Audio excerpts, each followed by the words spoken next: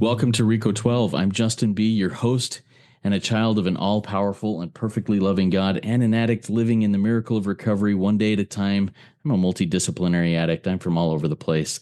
But Rico 12 also represents people from all over the place. We are all about exploring the common threads of addiction and sharing tools and hopes from those on a similar path. We gather from diverse backgrounds, faiths, and places to learn and support one another. Our speakers are members of various fellowships, addictions, and afflictions, thus showing the common threads of recovery no matter our addiction or affliction. Today's meeting is meeting 312, and our speaker is Jeff S., a first-time Rico 12 speaker, and his topic today is avoiding the two-step by working the middle 10, and I look forward to hearing that message and his take on this here in just a few minutes. But just for a couple of minutes, a little bit of business. Rico 12 has several recovery resources in our family of podcasts and social media communities. To learn more, listen more, connect more, or just hang out and learn and grow with us, you can check out the other podcasts that you can find at Rico12.com. That's RECO12.com. And to join our social communities, check that out I'll put it in the chat of the live meeting. It'll be in the show notes of the podcast, and you can join us there. Rico 12 is self-supporting, and your contributions help us continue our mission. Thanks to all of our spearheads, past, present, and future. And a special thanks this week goes to Jody and Victoria. Thank you so much for your generous donations.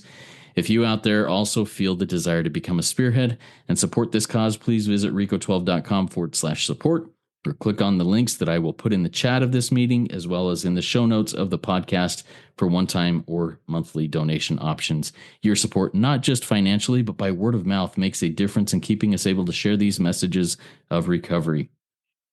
A quick announcement in regards to the Rico 12 podcasts, the Noodle It Out with Nikki M and the Big Book Roundtable podcast. We've emigrated to a new podcast platform. It's called Red Circle for our base. If you don't listen to these podcasts, if you already listen on Apple or Spotify or Amazon or YouTube, wherever you listen, it's not going to make any difference. But if you used to listen on Buzzsprout, you'll need to look at Red Circle for that. So just giving you a heads up on that. The flagship, this one, continues to be hosted on Buzzsprout for the time being. All right. We look forward to each meeting for receiving from the light. We look forward to each meeting to receiving from the light of reflected from our speakers. That light inspires hope, meaning, worth, and growth in us, the listening audience. Now I'm going to introduce our speaker for today, Jeff S., and just give a little background information on him. Jeff lives in Maryland, near Washington, D.C. He joined SA in 1995 and got sober that same year. His service resume includes all levels of service to SA. He has helped plan conventions and other events, sponsored many members, including incarcerated friends, and has composed and edited some of our literature yet to be published. He is currently a General Assembly delegate for the Mid-Atlantic region and an active member of the Literature Committee and CFC. Take it away, Jeff. The floor is yours. All right, Justin. Thank you. Thank you for that introduction. My name is Jeff, and I'm a sexaholic. And I was just made aware that there may be people here who are not members of SA. So I wasn't planning on doing a sexalogue, but I will include some of my story for the benefit of those that may not be as familiar with sex addiction. My primary acting out behaviors included compulsive daily masturbation, mostly to pornography on paper, because this was a long time ago, and codependent relationships, cheating on girlfriends, sex with a married woman, sex with an engaged woman, sex with a man, one-night stands, voyeurism, exhibitionism, and I think that's it as far as I can remember. So my acting out took me to a place where I couldn't have normal relationships with people, that I objectified every woman I saw and undressed them with my eyes and fantasized about them, no matter what the setting was, no matter who they were, no matter whether I thought they were attractive or age appropriate or already in a relationship or whatever. That those things didn't matter to my lustful mind. And in SA, the the addiction is to lust. That's what we're surrendering is lust. It's not sex so much, or a particular uh, style of acting out, or a particular person. What we all have in common is an addiction to lust. Just like with an alcoholic, their addiction isn't necessarily to whiskey or beer or vodka, because some of the people in that fellowship didn't drink those things. It's all alcohol. So for us, it's all lust, and it takes many forms. Like I said, it also takes the form of um, the desire to be lusted after. And sometimes it's addiction to a particular person, or a particular type of person. Um, so, uh, like I said, I had a lot of short-lived, unhealthy relationships. In addition to the daily masturbation, which was 2 or 3 times a day. Um, and I thought that when I quit drinking, I'm also an alcoholic. So a DWI arrest brought me to going to AA meetings when I was 23. I thought that when I quit drinking, and it was relatively easy for me to quit drinking, because that is not my core addiction. I thought that that would solve my relationship problem. I would have better relationships, and I'd be able to, fall in love, and be able to really have a deep, meaningful relationship with another woman. But that didn't happen, even being sober from alcohol. Like I said, that was that wasn't my real problem. It was one of my problems. But most of my drinking um,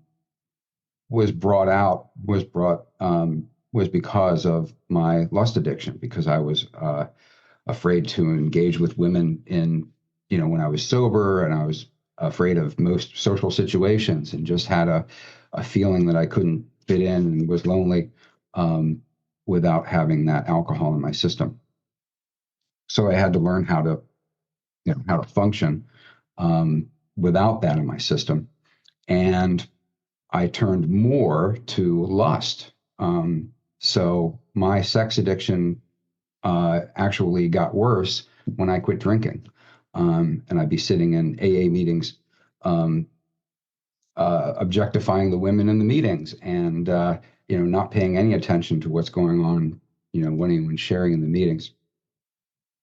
So eventually, after a couple of years in AA, I heard about a uh, heard from someone who said they were in a sexual recovery program, and that started um, uh, my journey into sexual recovery, and eventually finding SA after one of the other fellowships, and getting sober. Um, so my topic is about two-stepping, and two-stepping is mentioned in the 12 and 12, the 12 Steps, 12 Traditions AA book. And it's when you do step one, and then you go straight to step 12. And the way I phrase it is, having had a spiritual awakening as the result of admitting powerlessness, we try to go out and save the world. And the way I looked at things is that um, everybody that I knew and everybody in the world has some type of addiction, and all they need to fix them is a 12-step program of some kind. They might not all be alcoholics or sexaholics, but they got something wrong with them that the 12 steps will fix. And I tried to pigeonhole each person that into whatever category, and try to hint at them that they need to work on this, or they need this program, or whatever. Um, and usually I didn't flat out say you need to go to a Gamblers Anonymous meeting, but but in my mind I was thinking that, and I knew that about everybody that I knew.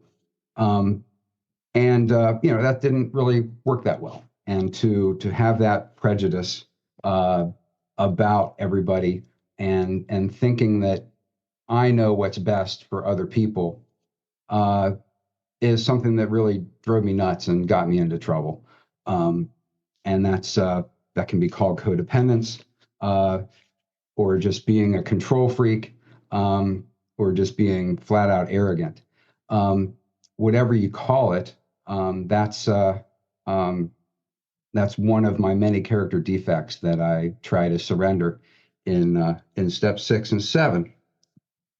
So um, instead of two-stepping, I try to work the 12 steps and not just work them, but make it a way of life.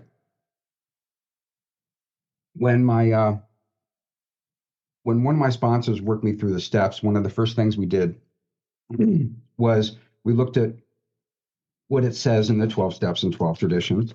Um, and let me just say that no matter what 12-step program you're in, the AA, the book Alcoholics Anonymous, and the 12 and 12 are vital because they are the original 12-step program.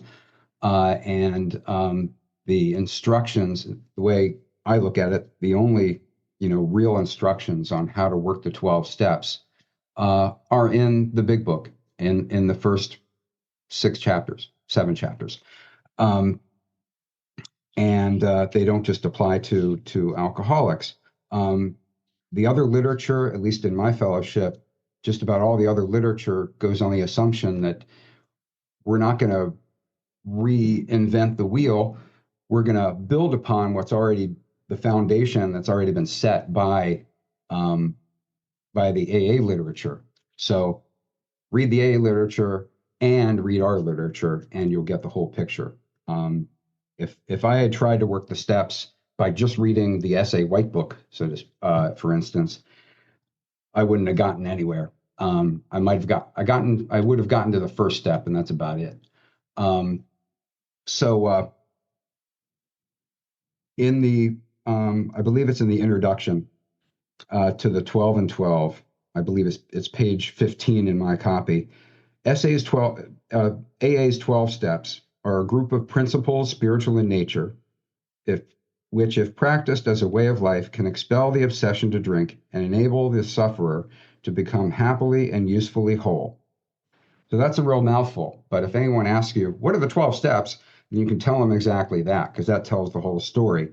Um, they're principles and they're spiritual principles.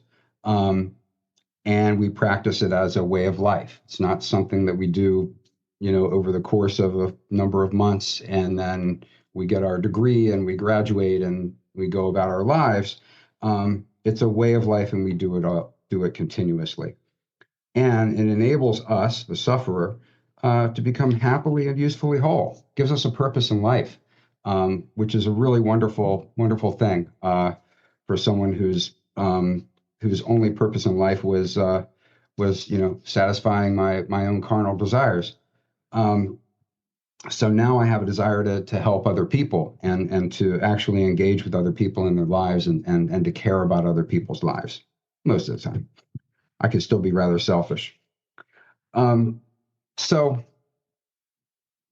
um, so what I did when I finally got a sponsor who was serious about the steps, and it took a while to get one who was that worked for me. Um, there's no perfect sponsor. There's no universal sponsor that'll work for everybody. One person's sponsorship style might not work for other people and might work better for others. Um, but what worked for me was having a guy that worked me through the steps quickly. And we worked a step a week. Um, and that may sound fast to most people, but it's a lot slower than Bill Wilson and Dr. Bob did back in the 30s. And then there's some SA members that do it over a weekend, all 12 steps over a weekend. But that's still with the understanding that it's a way of life. It's not like after 12 weeks or after 2 days, you're done. You go back and you do them again. And when I finish with my sponsees, I recommend strongly that they find someone to sponsor, and then go through the steps in the same fashion with them. It's always a refresher course, and then what I try to do is I work through, I do the same readings that they're doing, and do some of the same paperwork and inventories and everything that they're doing when I give them their homework. So we read through the 12 and 12 and the big book and the essay white book for the most part every week. We look at that step. And oftentimes there's words in there that are 100 years old that have either changed their definition or we've totally lost, what those words mean over generations. So I keep a dictionary, a good collegiate dictionary, to look up those words if my sponsee says, well, what does that mean? And that's bound to happen. So it's important to understand what we're reading. And I think Bill Wilson really understood the English language, and um, and he means what he says. He chose his words carefully.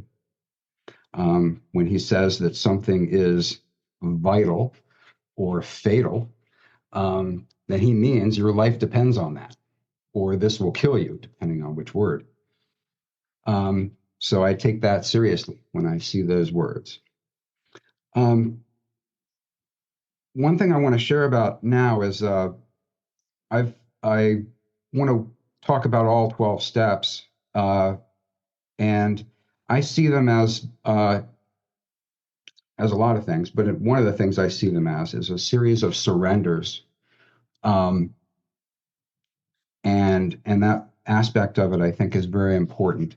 That we need to uh, give up on our old ways of thinking, because that's what got us here. That's what got us into the messes that we end up in and led to our addiction.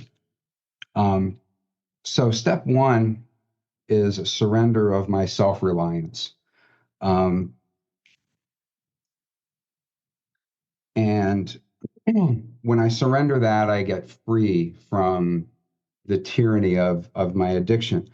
Um, so I don't rely on, my own uh, ideas, my own concepts, and my own willpower. I rely on other people's ideas. God speaks to me through people in the rooms. Um, I rely on the literature, and most importantly, on my higher power, um, because my best thinking got me here. In step two, I surrender my old ideas and also my skepticism. I was an agnostic when I came into to recovery and into SA. I thought that I couldn't believe in God unless I had him, if I saw him face to face and heard his voice out loud. Um, and I was just waiting for that burning bush experience. And I realized that I didn't have to have that kind of thing. I didn't have to figure out everything there was to figure out or to know about a higher power in order to believe. Because as our literature says, there's a lot of things that we believe in that we don't fully understand, like electricity and computers nowadays, and gravity and things like that. Um, so I realized that I was relying on those things without fully understanding them. So why can't I rely on a higher power? And if I did fully understand everything about God, then and all of us did, then what kind of a higher power, what kind of supreme being would that be anyway? He wouldn't be omnipresent and omnipotent. Um, Also, what I grew to understand is that uh, because I was allowed myself to design my own higher power, I didn't have, a I wasn't going to a church at the time or anything. Um, and I was told to think of, well, what would you like your higher power to be? Um, so I started to listen to what other people, said their higher power was like. And one friend in the program said, my higher power is whatever it was that got Bill Wilson sober back in 1935, 34. Uh, so that's a starting point there. Um, and then after hearing what other people have said and taking what I like and leaving the rest, um, I came up with three things that are vital uh, to a higher power in the program. And I think that if your higher power doesn't measure up to these three yardsticks, then you might need to change it. Change your concept of a higher power.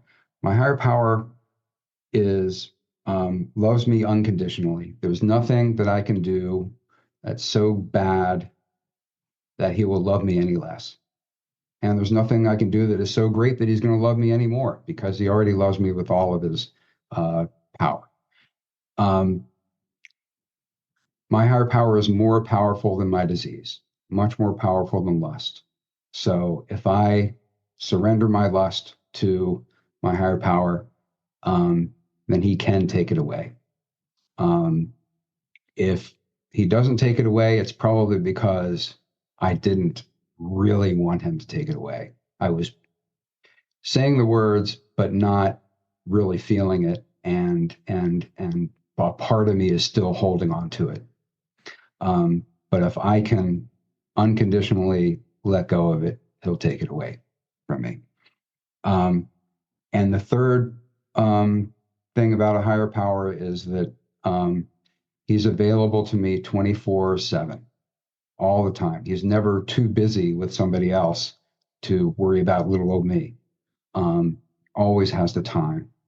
And I am just as important in his world than anybody else.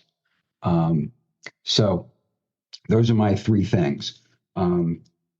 And step two can be boiled down to just three words: change your mind. And that's what I had to do. I had to change my mind about whether my higher power had to, show his face to me for me to believe him. I had to change my mind about what my concept of a higher power was, that he wasn't a punishing God, that he wasn't, playing favorites, and that there was nothing that he couldn't do. Um, so step three, I had to surrender my self-will run riot in return for a desire to do God's will. Um, so that's pretty much a no-brainer. It was easy for me to let go of it when I call it self-will run riot. Um, but in reality, in actual practice, I realized um, that I was just making myself crazy, and there were times I just could not think straight because of my addiction, um, uh, because of my self will. And as soon as I let go of that, then I can think straight, and I have a clear path to what I'm going to do that day. Step four, I had to surrender my perfectionism uh, and my denial. I realized that no one has written the perfect four step, and I know that I will, even if I spend a year writing my four step, I'll still forget something. Um, and the point of doing a four step is to just get the glaring defects, especially if it's your first four step. Just get what's there that you can see, and then share it with your sponsor, surrender it, and then the next time you do a four step, because it is a way of life, then you can get some of the. Excuse me, cat is whining. Um, then you can go for some of the one layer underneath that. But it's like peeling an onion. There's a layer underneath that too. Um, Step 5, I surrender my secrets and the illusion of terminal uniqueness. Um, so when I share all of my all the things I'm ashamed of to my sponsor, um, in most cases he said that he had done that too, or he had thought that too, or he'd felt that way also. And if he hadn't, had a personal experience with that, at the very least, he had heard somebody else share that same thing. Um, so I try to give that feedback, if it's honest, to my sponsees when I give the fifth step, because I know that was very reassuring for me. I felt like I was such a freak because of the things I had done, but um, what what we think is the most personal turns out to be the most universal in so many cases. In step 6, I surrender my hedonism in favor of a greater sense of purpose. Um, like I said, um, instead of just living to satisfy my own desires, um, I start, thinking about other people, caring about other people, and asking, what can I do for somebody else instead of just, me, me, me. Step 7, I surrender my old ways of thinking and behaving, and then get a new way of life, um, and a sense of purpose. Um, so, um, the step 6 exercise in the Step into Action book, I think, is tremendous, where you list what your defect of character is and what it uh, what it uh, gave you, what it led you to, what life was like with that defect, and then what the opposite of that defect of character is, and what life would be like if you didn't have that defect of character. And then, uh, you know, you write an affirmation about that. Um, Step 8, I surrender my righteous indignation. I surrender the fact that I'm right all the time and that all of my actions were justified. Um, and I can admit that I'm wrong, that I did something wrong, that I hurt somebody. Everybody does that some one time or another. Um, and that I know that my higher power uh, will forgive me for those things, uh, even if that other person that I make an apology to doesn't. And most of the time they do. In step 9, I surrender my pride and fear, and making amends frees me from the burdens of my past. So um, I start off with the easy amends. I don't go for the big ones like family members and stuff first. So um, if I do the ones that I think are going to be easy, that I'm really willing to do, then that will give me more willingness to do the ones later that I thought that I might never do. Um, and when I realize that the person I'm making amends to didn't, bite my head off or slam the door in my face or tell me to go to hell, then I get the courage to do more. I get the courage to do the next amend and the next amend. And like I said, even if I do get the door slammed in my face or whatever, um, then I've cleaned my side of the street. I've done everything I can, and I don't have to interact with that person again, depending on who it is. Um,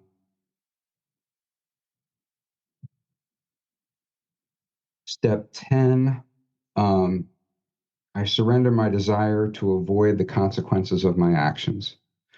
Um, so, um, one thing my sponsor used to say is life is now in session. So everything is a learning experience. And I realized from step 10, if I, you know, that making amends isn't always a pleasant thing. And if I don't misbehave, then I won't have to make as many amends. And step 11, I surrender the distraction of not living in the moment. And this allows me to enjoy the here and now. Um, so I start the day every day with quiet time right after I get out of bed. I do a little bit of reading in the essay literature, and then I have about 15 minutes of quiet time, and I go through the 11-step prayer in my meditation. Um, so the great thing about having quiet time every day is I get into that, I get used to that, and I get accustomed to that peaceful feeling. And if I am stressed in the middle of the day, or there's some type of stressful event, um, I can revert back to that relaxed and focused feeling that I'm so familiar with in my quiet time. So it's much easier to get to that place if I'm making it a daily practice. And in step 12, I surrender my selfishness so I can experience being a small part of a larger whole of this wonderful fellowship. So, um, uh, and mostly that equates to service work, um, doing what I can to help others, sharing at meetings, raising my hand to volunteer for things when it's appropriate, and just being there for people in the program and and the other 23 hours of the day when I'm not in meetings. So that's about the bottom of the hour, and I know that I didn't I didn't say everything I wanted to say, but that's what a Q&A session is for, um, and that's what meeting after the meeting and things like that are for. So thank you for listening, and again, Justin, thank you for inviting me, and thank you for letting me share. Absolutely. Thank you so much, Jeff. I really got a lot out of it. I love the series of surrenders going down each of the 12 steps there. It really opened my eyes to a couple of things.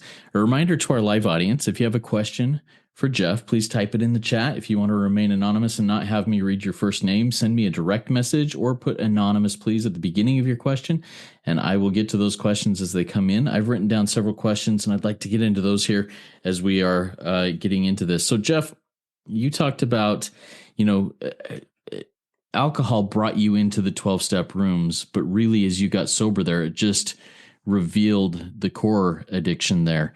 Talk to us a little bit about the importance of getting to the core addiction and addressing that. Oh, okay. Yeah, um, as I still am uh, prone to take other people's inventory. When I go into an AA meeting, I sometimes witness people that, you know, don't seem to be enjoying life, even though they've been sober for years and years, sometimes decades. And sometimes I can tell, you know, what their other addiction is. They might have switched addictions, so to speak.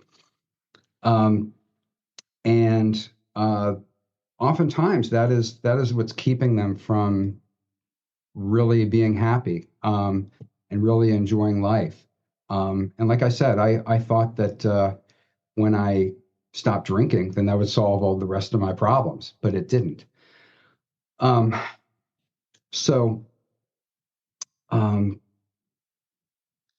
the one thing that I noticed in comparing AA and SA is that, like I said, it was relatively easy for me to quit drinking. I experimented a little bit with trying to control my drinking, and tried even some other drugs that I don't didn't think were addictive. Um, but within a number of months, I had stopped drinking alcohol altogether. Um, and I didn't have to work through all the steps in order for that to happen. I barely did any of them. I just went to meetings. and I might have had a sponsor at the time. I'm not sure, but I didn't really, work the steps with my sponsor in an official capacity. So, what I'm trying to say is that if you're in a 12-step program and it was relatively easy for you to get sober in that addiction, then there may be another thing that you're still holding on to, that may be harder to let go of.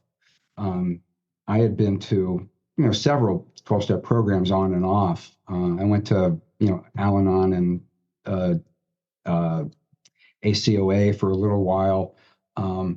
But one thing that had really helped me, and I just went there for a couple of years, was Debtors Anonymous, because I was addicted to spending money, and didn't really care about what the cost was, how much I was spending, and ended up thousands of dollars in debt. Um, and after I had worked those steps in that program, and gotten out of debt, it didn't seem like it was a primary concern anymore. So I stopped going to that program. But still, I believe my core addiction was lust. Um, yeah, I would say that if you're not enjoying life and you have worked the 12 steps to your best of your ability and you're making it a way of life, and you're still stuck, there may be something else. Yeah, thank you for sharing that, Jeff. I have similar experiences in what you've shared there. Now, you defined two-stepping, and I didn't get it down here really quick. It's having had a spiritual. Anyways, I try to go out and save the world after admitting powerlessness. Can you tell us what that phrase was again, and then maybe Yeah, dive deeper a little bit into that? sure. Yeah. Having had a spiritual awakening as a result of admitting powerlessness, um, we try to go out and save the world, the rest of the world.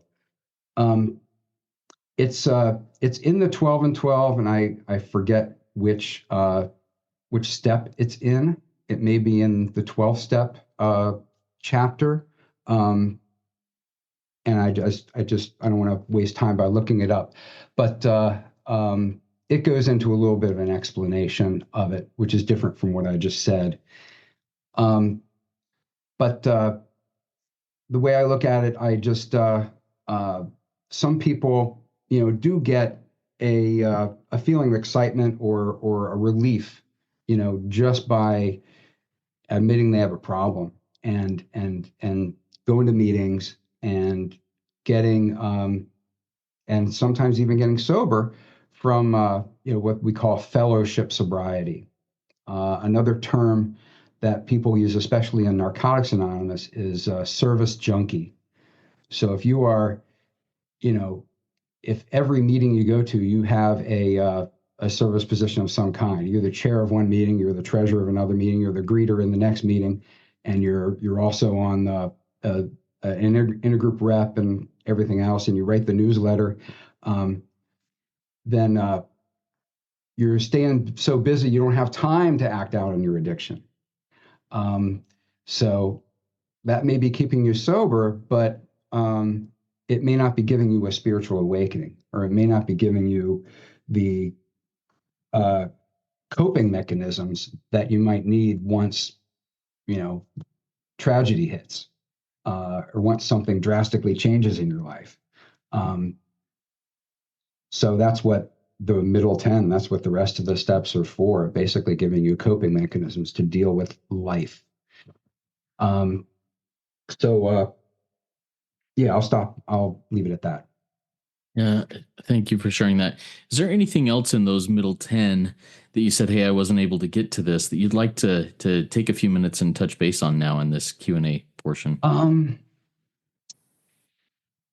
A lot. But one thing I really enjoy, one thing I get out of sponsorship, and I sponsored a lot of guys, and I try to, um, uh, if once I finish with somebody sponsoring through the steps, I'm always looking for a new sponsee, someone to work with, because I really enjoy, teaching the steps um, uh, and learning from them. I mean, it's certainly, you know, sometimes I learn more from my sponsees than they might learn from me. During the fifth step, um, one thing I noticed, and with the fifth step, it's kind of an all day thing. I let them go through their whole life story, and then they go through what they've written down in their fourth step. Um, and about halfway through or closer to the end, I noticed that the person looks like a totally different person. Their face is, they're holding their face in a different way. Their muscles have relaxed, and they've gotten the big weight off their chest, and they look different. It's hard to say it in a different way. And that's just a wonderful thing to notice. Also, when I hear somebody's story, oftentimes I hear something that I always hear a lot of my own story about my upbringing or my early acting out behavior or something like that. But sometimes I hear somebody's, resentment or the harms done that they've done that, and I realize, oh my God, I lied to my boss back in 1986, just like he did, and I didn't have it on my inventory. You know, so uh, that's why you're never done. The other thing is that I rely heavily on a set of recordings by these AA old timers named Joe and Charlie. You probably heard about them, and uh, they're essential, I think, to understanding the big book, that the section of the big book about the steps. I really didn't have it was a foreign language to me, just reading through it, even in step study meetings. Um, but when they go through it, they define some of those old words, and they, explain some of those concepts, and explain that, when it says we said to ourselves or we said to God, that's a prayer. So even if it's not in quotation marks or italics, take that whole paragraph and make that into a prayer. So there's a prayer for practically every step in the big book. There's also a set of promises for practically every step in the big book, not just the ninth step promises. So those I highlight um, to my sponsee when I go through those. And if you think you've done this step and you're not experiencing these promises, then maybe you haven't, fully done this step, because you should be feeling like this. So that's it for that. Yeah, I love that. And Joe and Charlie are also, I guess, role models for me. I love those recordings. They're hilarious too. They're helpful and Mm-hmm. hilarious. All right. So we have a question from an anonymous member in our audience here. The person says, "Thank you for sharing so honestly, Jeff. How do you explain the difference between relief and recovery to your sponsees, and what does that look like in our lives?" Okay. Well, relief is short term.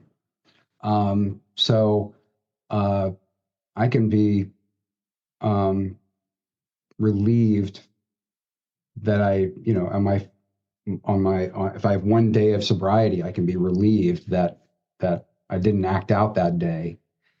Um, but that doesn't mean I have a lot of recovery. Um, so I think recovery is when um, when we react differently to to a certain stimulus. Let's say, I mean, when I was struggling with sobriety, um, it didn't take much to trigger me.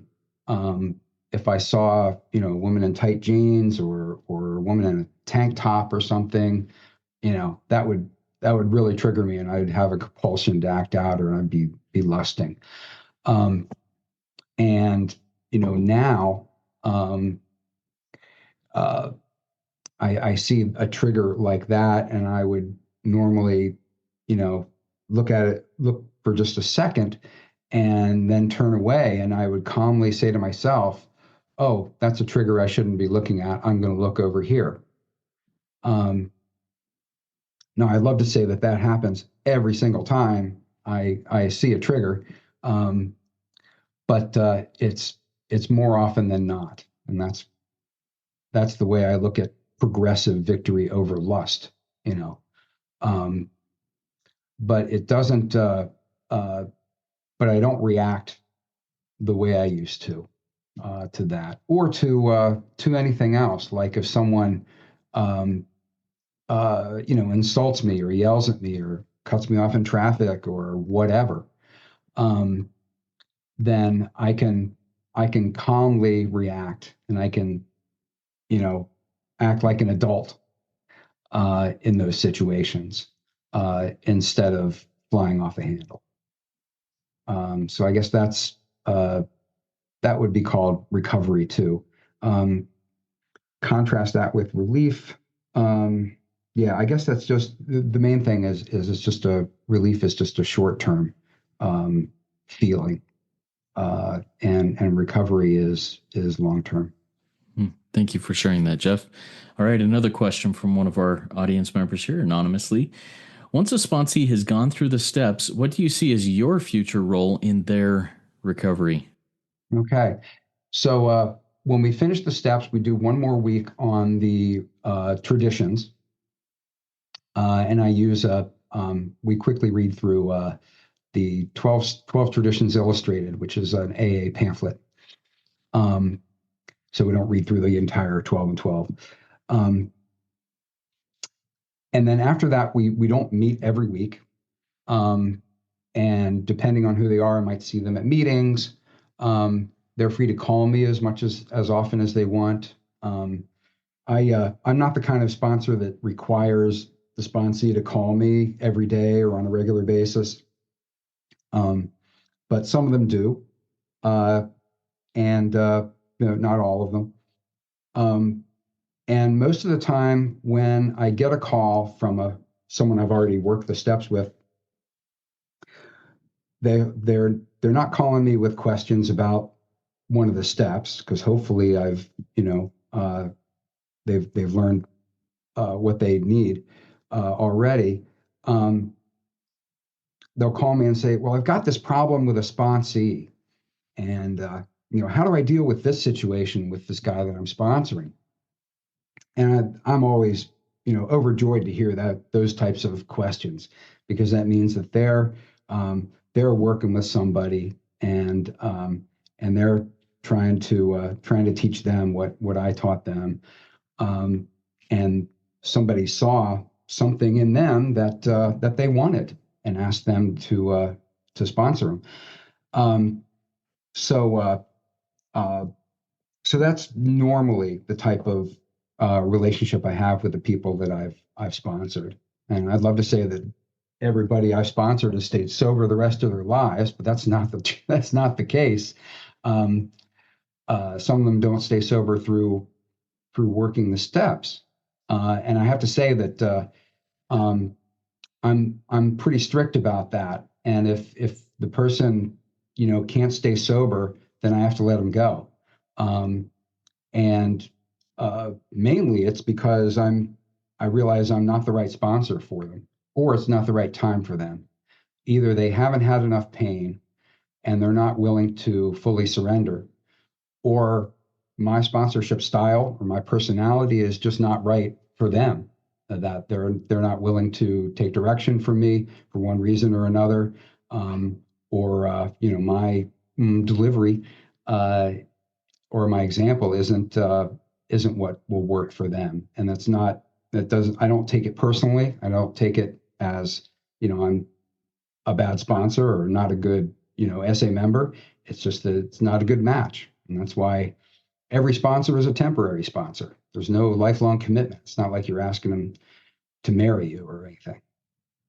Oh, that's so interesting. Every sponsor is a temporary sponsor. I appreciate that. I mean, I know the concept and I understand the concept of temporary sponsorship, but that's a new angle for me to look at it. We have another question that came in from our live audience. This is from Emma. Emma says, "Thank you so much for your honesty, Jeff. I really related to two-stepping people. You've obviously got tons of experience in the program. How do you determine if a sponsee is ready to work the steps before you start working with them?" Uh-huh. Um, I'd like to say that I don't always. Sometimes I find out after the fact. Um, but depending on the situation, oftentimes if someone asks me to sponsor them, I tell them, all right, well, call me tomorrow night and we'll talk about it.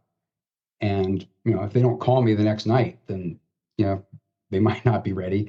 Um, if they're not taking simple directions, if they're not willing to take simple little actions, then that's it. Sometimes I hear someone ask me to sponsor them, and I tell them to call me, and I never hear from them again. Never see them in the meetings. But um, oftentimes, if we agree to this arrangement, I will say, okay, I need you to read the white book from the front cover to page 77. Um, and next week we'll get together. You'll drive to my house and we'll meet for a couple of hours, and we'll do some more reading and everything. And if they haven't done that reading, then they don't have that much willingness. Um, so and then early on, if they haven't done my first assignment, or they just are not taking directions, then they're not ready. I mean, the first session I do, to be honest, it takes like 14 or 15 weeks to get through all the steps, because I spend uh, the first week is on step 0. We read some of the introductory chapters in the getting started chapter in the white book, among other things. We read the sponsorship pamphlet from AA, also questions and answers on sponsorship. Um, and I give them 2 weeks to do the fourth step, and we spend 2 weeks on step 12. So it's not exactly a step a week. But with those introductory meetings and steps, if they're not doing what I asked them to do, um, then it's probably not going to work. And our first meeting, I asked them, are you willing to go to any lengths for a spiritual experience sufficient to bring about recovery? And if they balk at that, then that's the end of it. Um, but normally they will say yes, and they might say yes with some, stipulation or whatever. As long as you don't make me give out flowers in the airport or something.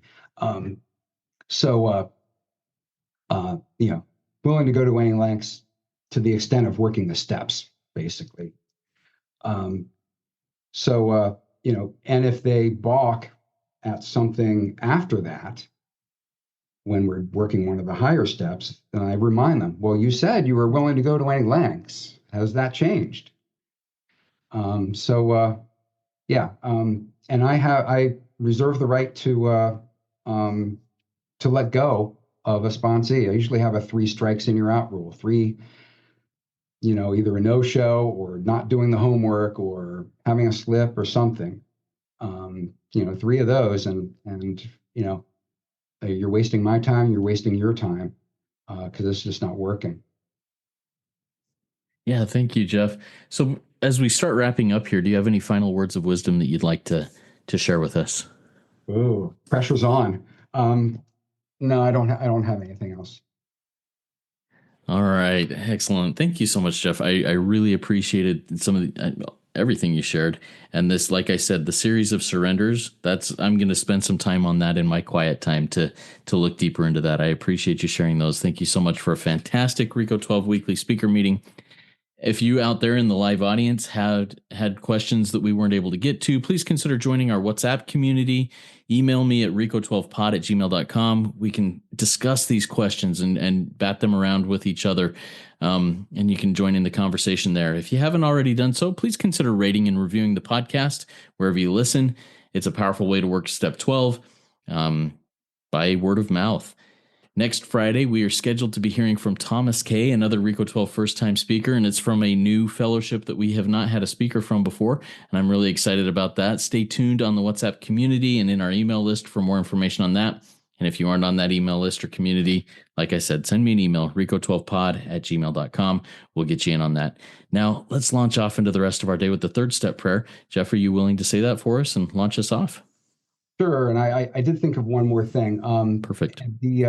The Essay newsletter from Essay Magazine has one story that I wrote about my dating experience, and it's called "Letting Go of Expectations."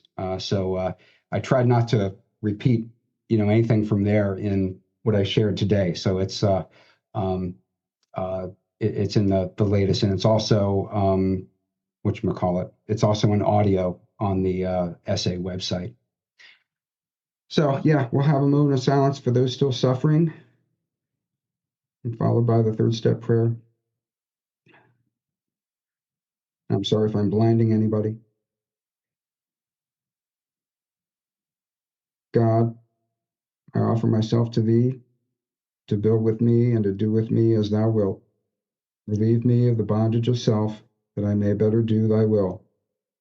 Take away my difficulties, that victory over them may bear witness to those I would help of thy power, thy love, and thy way of life.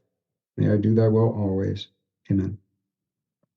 Amen. Thank you so much, Jeff. And if you go and listen to that article that he wrote, you may recognize the voice who's reading it. So anyways, everybody, great job. Yeah. Remember, there is one who has all power. That one is God. May you find God now. Keep coming back. And when you do, come all the way in, sit all the way down, stay.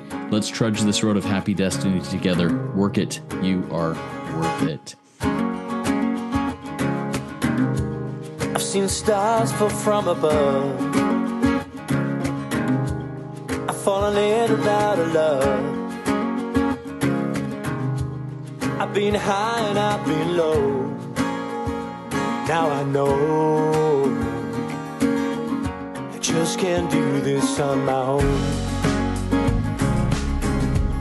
I've seen a boy become a man. He got lost without a plan. He's so far away from home. Now I know I just can't do this on my own. Your arms surrounding me.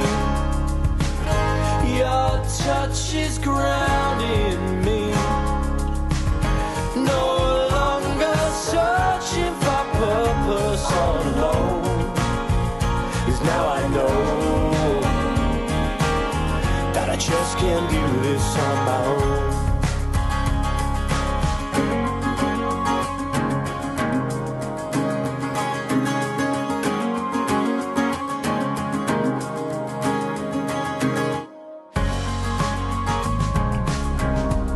I'm looking for the words to say. You make the world a better place, and I can call that place my home. 'Cause now I know that I just can't do this on my own. Your arms surrounding me. Your touch is grounding me. No longer searching for purpose all alone. 'Cause now I know that I just can't do this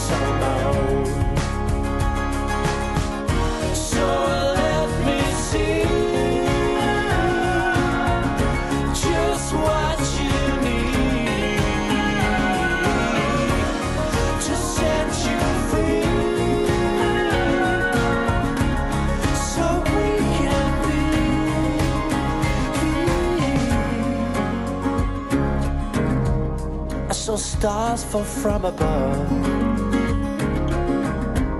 I fell in and out of love. I got high and I fell low. But now I know that I just can't do this on my own.